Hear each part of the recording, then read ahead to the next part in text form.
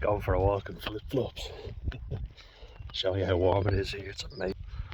Oh, nice. He's overeating. Got him a towel, a tea towel with cold water on it. Let's bring him on a short one, you know. Be alright for him. Yeah. There's enough shade around anyway. Yeah, I was just going to review the Leinster Sharks game. So, a good win for Leinster. They bounced back after a, really disappointing loss to the Bulls. And on paper you'd say arguably better opposition, but geez, the Sharks were disappointing, weren't they? You look at how many international front rowers they have alone, like Oxenche, Bongi and Benambi and Vincent Koch. That's literally a Springboks front row right there. Sebenet's ever play for the Sharks? He's never there, never plays. And then you have Sia Khaleesi, who did nothing in the whole game really. Didn't really do an awful lot. Just thinking who else. Yeah, Makazoli Mapimpi, who needs to be told people are allowed to tackle you in the game. Gets so pissy when people tackle him, doesn't he? Flies going everywhere. But Tommy O'Brien absolutely smashed him. He had the mark of him the whole game. And he didn't like it, did he? Will there be some cringy tribute about how he got his revenge over him just because he scores a try in the future? Probably. But like, Tommy O'Brien literally hit him perfectly legal, smashed him into touch, and he got up and slapped him in the head and started shoving his head into the ground. You're like, get over yourself, you know. Gets real pissy when people tackle him. Just a bit like Duhan van der Merwe. It's obviously a thing with South African wingers, they don't like being tackled, do they? But anyway, it was a good win for Leinster. It was much needed. But it's not as if it was a perfect performance either. Hate to be the negative Nancy, but looking at it, and anyone in the comments who would like to give me their thoughts, X12, that's who GR1 or something, but X12 is your first handle, and then Robert Piercic. You guys have really contributed well with the rugby content, and then Shawnee, of course, so appreciate that. And if you're listening in, let us know your thoughts, because I'd love to hear them if you're watching the Leinster game. Also, I'm going to talk about the Munster Connacht one, but while this one's fresh in my mind, discuss it. Got a wave, slight wave anyway. Bit of a half-arsed one, but it's still a wave. Just a finger. Some people don't like to take their hands off the steering wheel. Understandable. But I want to just give a shout out to my man Michael Milne, who I'm always bigging up. He dominated a Springbok tight head prop in Vincent Koch. Got the better of him really, like in the scrum. And I'd say he was solid enough. Thomas Clarkson had to play 75 minutes, and we're noticing that, aren't we? Like, it's a common trend where an Irish player will get good, and then in the front row they're expected to play 70 plus minutes in the heat. Fair play to Kane Healy for lasting as long as he did. I genuinely thought he'd be injured at half time if he made it that long, but he lasted nearly 60 minutes. So not big shout out to him. And after Mapimpi got in a real pissy mood and started trying to push and shove Tommy O'Brien, Kane Healy just came in and shoved him in the head and was like, cop on to yourself. Pathetic stuff. Fair play to him for stepping in. You need that. And also Van Heerden, the Sharks number 5, the lock. He was trying to throw his weight around, wasn't he? Put in a cheap shot on Kieran Frawley and came out worse. I was delighted to see that. It's like, don't try to rough people up if you can't take it yourself. Just going around pushing and shoving people. That real bully mentality, that a lot of the Springbok teams have. And look, it's gotten them far, but it's very satisfying when they get a taste of their own medicine. They can give it, but they can't take it. I know they were very disappointed. I expected a lot better from them. You would think, with all the players at their disposal, they would have done better. It's not as if Leinster were excellent now, we have to say.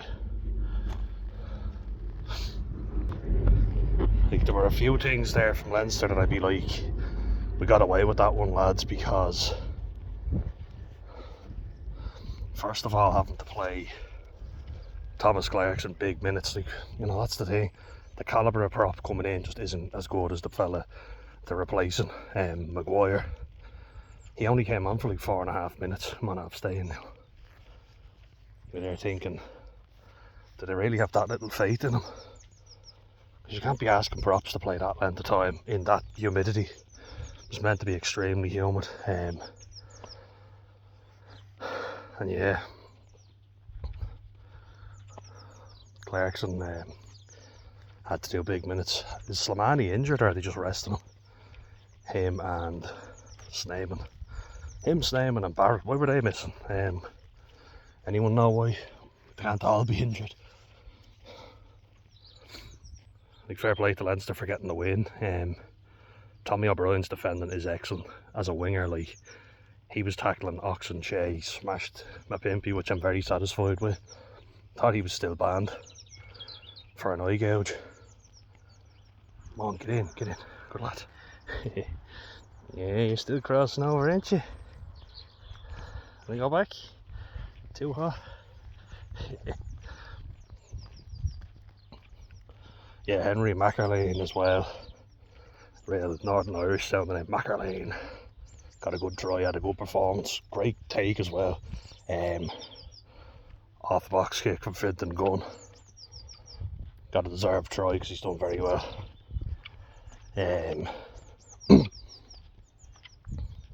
Poor Charlie Tector had the impossible task of defending against Andre Esterhazen.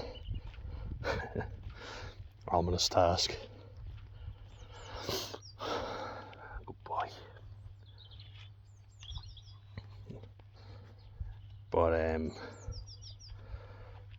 felt like Scott Penny when he came on was very good. Max Deegan getting captaincy had a very good game. Certainly stepped up, and they were doing a huge section about him before the game, where they were saying, you know, how he was unlucky not to make the Ireland setup, and how him and Scott Penny have kind of been overtaken by Caelan Doris and Jack Conan. They just haven't necessarily grasped the opportunity with both hands. But I thought they were both good yesterday, in fairness. Scott Penny getting a deserved try. But the worrying thing for me with Leinster would be the fact Clarkson had to play nearly 76 minutes in that heat. You know, it's an awful lot to ask out of a tight head prop, especially going up against Oxen Shea. That's a really big ask. He did alright, like, in fairness. Got 2 jackal turnovers as well, which is really good. I thought Michael Mill was very good. Dominated Vincent Cock in a scrum. Carried well. It's a shame that he has to go to Munster to get some recognition, because I think he's a good player. I thought he'd already gone, to be honest with you, but I'll show you how little game time he's gotten. I think he showed he's still a good player, but him and Lee Barron are going to Munster at the end of the season. Kieran Frawley needs to step up and take his opportunity now, because he has a chance to prove that he's still capable, you know. And he missed a very easy kick that would have put Leinster 12 points to 7 at the end. But because he didn't, and he missed that chance, the Sharks could have drawn that game had they taken their kick. But Khaleesi, I mean, rightfully you'd say he went to the corner, because you're there thinking, what's the point in getting a draw? You know, you're still going to get a losing bonus point, so you're only really adding 1 point. And they scored their only try off a rolling ball, and then Benambi broke off and scored. Scrum is still a worrying area for Irish teams. Really worrying. and the maul. Like, I thought to myself, poor game management again. And it shows how little trust they have in their scrum, that they got the ball in and out as fast as they could when there's only like less than 2 minutes to go. If you had any faith in your scrum, you'd get it in, you'd keep it in as long as you could, and then just slow it down. What's with this rush to give the ball back? Irish teams are always in such a rush to give the ball back to the opposition towards the end of the game, and as a result, what happens? They give away a penalty after Mackerlane took a brilliant kick off a box kick. He caught it brilliantly, and then Leinster give away a penalty, and luckily for them they were able to hold the Sharks up. But I feel like that game should have been put to bed.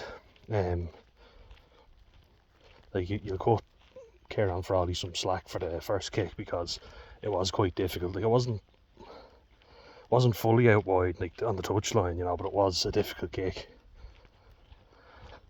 But you got to be taking them, you know. Jack Crowley didn't kick very well either.